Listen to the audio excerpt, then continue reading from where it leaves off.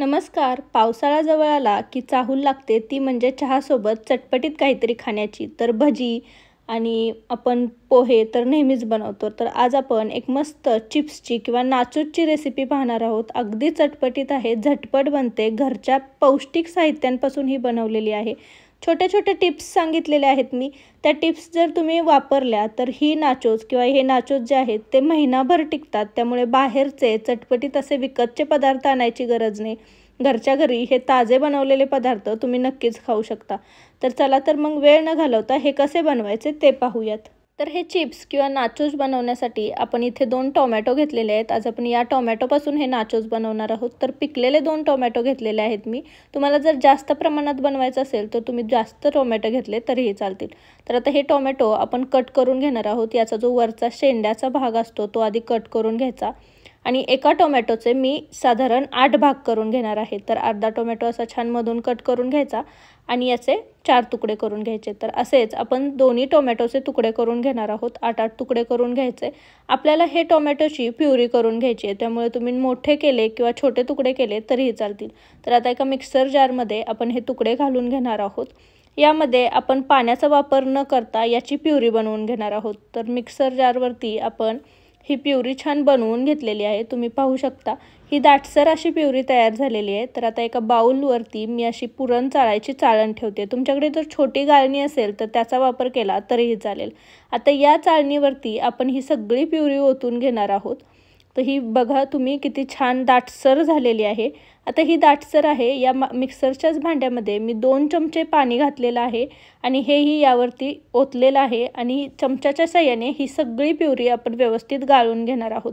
काय होतं, टोमॅटो आपण बारीक केलेला आहे त्यामुळे टोमॅटोची साल किंवा टोमॅटोच्या बिया अशा बारीक पूर्ण होत नाहीत आणि हे असे दरदरीत वर राहतात. आणि हे जर आपण स्नॅक्समध्ये टाकले तर त्याची चव फार वेगळी लागते. त्यामुळं ही आपण प्युरी छान गाळून घेतलेली आहे. तर ही व्यवस्थित अशी स्मूथ प्युरी गाळून घेतलेली आहे. आता यामध्ये आपण चवीनुसार मीठ घालणार आहोत. तर साधारण अर्धा चमचा मी इथे मीठ घातलेला आहे. 1 मोठा चमचा भरून काश्मीरी लाल मिर्च पावडर घातलेली आहे आणि पाव चमचा मी यामध्ये हळद घातलेली आहे. अर्धा चमचा यामध्ये आपण गरम मसाला घालणार आहोत.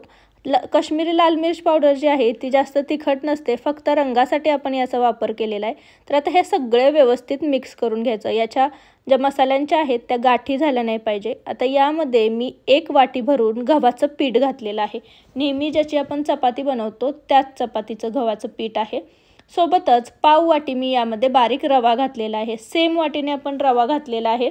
आता हे व्यवस्थित मळून घ्यायचं आहे. तर टोमॅटोची प्युरी ह्या एवढ्या साहित्यासाठी परफेक्ट असते. यामध्ये कसल्याही प्रकारचं आपल्याला पाणी घालायची गरज लागत नाही. पाणी न घातल्यामुळे हा पदार्थ आपला छान महिनाभर टिकतो. तर आता हे व्यवस्थित मळून घेतल्यावर हे पीठ मला थोडंसं पातळ वाटतंय त्यामुळे मी यामध्ये 2 ते 3 चमचे गव्हाचं पीठ अजून ॲड करणार आहे आणि हे व्यवस्थित मळून घेणार आहे. तर लागेल असं गव्हाचं पीठ ॲड करत आपण हे व्यवस्थित घट्टसर असा गोळा मळून घ्यायचा आहे. तर तुम्ही पाहू शकता याला आपण कसलंही वरचं पाणी न घालता हा छान व्यवस्थित मळून घेतलेला आहे. हा व्यवस्थित मळून घेतला की यावरती थोडंसं तेल टाकून हा गोळा आपण व्यवस्थित छान गोलसर करून घेणार आहोत. यामध्ये आपण रव्याचा वापर केला आहे त्यामुळे रवा फुलायला वेळ लागतो. तर हा व्यवस्थित गोळा मळून आपण यावरती झाकण ठेवून हा अर्धा तास रेस्ट करायला ठेवणार आहे, तोपर्यंत आपला रवा छान फुलेल. तर आपलं पीठ व्यवस्थित भिजतंय तोपर्यंत आपण एक मसाला बनवून घेऊयात. वाटीमध्ये 1 मोठा चमचा भरून मी काश्मीरी लाल मिर्च पावडर घेतलेली आहे. अर्धा चमचा भाजलेल्या जिऱ्याची पूड घेतली आहे आणि अर्धा चमचा मी यामध्ये चाट मसाला घेतला आहे. पाव चमचा किंवा अगदी चवीपुरतं यामध्ये मीठ घातलेलं आहे आणि हे व्यवस्थित मिक्स केलेलं आहे. आता यामध्ये मी बाहेरच्या कुठल्याही मसाल्यांचा वापर केलेला नाही. तुम्हाला आवडत असेल तर तुम्ही मॅगी मसाला किंवा पेरी पेरी मसाला यामध्ये वापरला तरीही चालेल. तर आपला हा मसाला छान तयार झालेला आहे. आपण हा साईडला ठेवूयात. आता अर्धा तास झाला आहे. आपलं पीठही छान भिजलेलं आहे. तुम्ही पाहू शकता की रवाही छान फुलून वर आलेला आहे. तर आता या पिठाचे आपण एकसारखे 3 गोळे करून घेणार आहोत. आपण चपातीच्या आकाराला जेवढा गोळा करून घेतो तसे हे गोळे करून घेणार आहोत.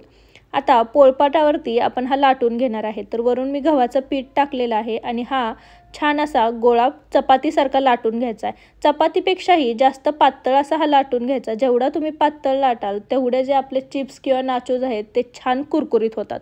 तर हा व्यवस्थित असा मी छान पातळ लाटून घेतलेला आहे. तुम्ही पाहू शकता. तर हा व्यवस्थित लाटून घेतल्यानंतर आपण एका काट्या चमच्याच्या साहाय्याने यावरती असे डॉट्स मारून घेणार आहोत. यामुळे काय होतं की हे जे चिप्स आहेत किंवा नाचोज आहेत ते जास्त फुलत नाहीत आणि त्यामुळे ते कुरकुरीत होतात. आता एका पिझ्झा कटरने किंवा आपल्याकडे जे शंकरपाळी करायचे जे चमचा असतो त्याच्या साहाय्याने मी असे कट्स मारून घेते. तर आता याला मी नाचोजचा आकार देणार आहे. तुम्हाला ज्या आकाराचे आवडतील त्या आकाराचे तुम्ही बनवले तरी चालतील.